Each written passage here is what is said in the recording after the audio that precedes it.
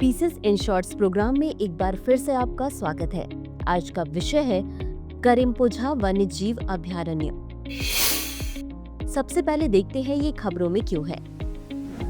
हालिया खबरों के अनुसार केरल के सबसे युवा संरक्षित क्षेत्र करिम्पुझा वन्यजीव अभयारण्य ने जैव विविधता की दुनिया में एक नई उपलब्धि दर्ज की है।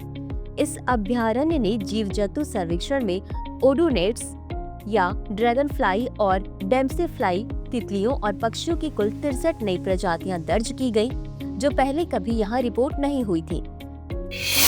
अब देखते हैं सर्वेक्षण का दायरा और इसकी प्रक्रिया के बारे में।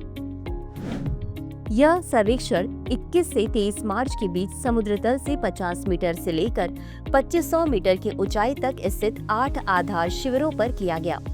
यह करिम्पुझा अभयारण्य का पहला संगठित सर्वेक्षण है। इसका आयोजन society for tropical ecology and research द्वारा त्रावणकोर नेचर हिस्ट्री सोसाइटी के सहयोग से किया गया। वर्ष 2020 में संरक्षित क्षेत्र घोषित किए गए इस अभयारण्य का क्षेत्रफल 227.21 वर्ग किलोमीटर है और यह नीलांबुर वन प्रभाग के अंतर्गत आता है।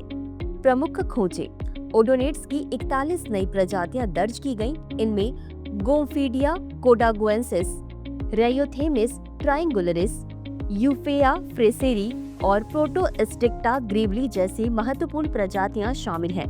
तितलियों की 6 नई प्रजातियां जैसे कि नीलगिरी फोररिंग, सफ्यूज्ड डबल बैंडेड जूडी और पेंटेड कोटेसन इस क्षेत्र में पहली बार देखी गई।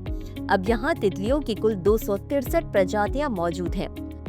पक्षियों की 16 नई प्रजातियां जैसे कि यूरेशियन स्पैरोहॉक, ब्लू ईयर किंगफिशर और ब्रॉड टेल्ड ग्रास बर्ड को शामिल किया गया, जिससे कुल पक्षी प्रजातियों की संख्या बढ़कर 229 हो गई है।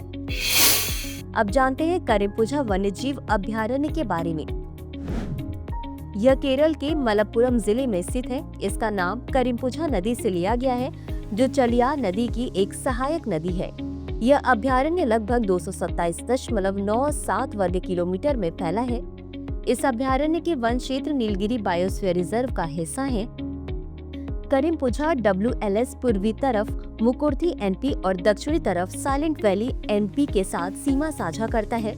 इसमें हाथी, बाघ, तेंदुआ, नीलगिरी तहर, गौर और सांभर जैसे बड़े स्तनधारी भी देखे गए हैं। इसके अलावा पतंगे, सिकाडा, चींटियां, मधुमक्खियां और मछलियां जैसे छोटे जीव की भी विविधता यहाँ मौजूद है। अंत में देखते हैं आज के अभ्यास प्रश्न को। करिम्पुझा वन्यजीव अभयारण्य के संदर्भ में निम्नलिखित कथनों पर विचार कीजिए। 1. यह केरल के मलप्पुरम जिले में स्थित है। 2. इस अभयारण्य के वन क्षेत्र नीलगिरी बायोस्फीयर रिजर्व का हिस्सा है। उपर्युक्त में से कौन सा या कौन से कथन सही है या सही है? A केवल 1, B केवल 2, C 1 और 2 दोनों, D न तो 1 और न ही 2। इस प्रश्न का उत्तर कमेंट बॉक्स में जरूर दें। आज के लिए बस इतना ही। धन्यवाद।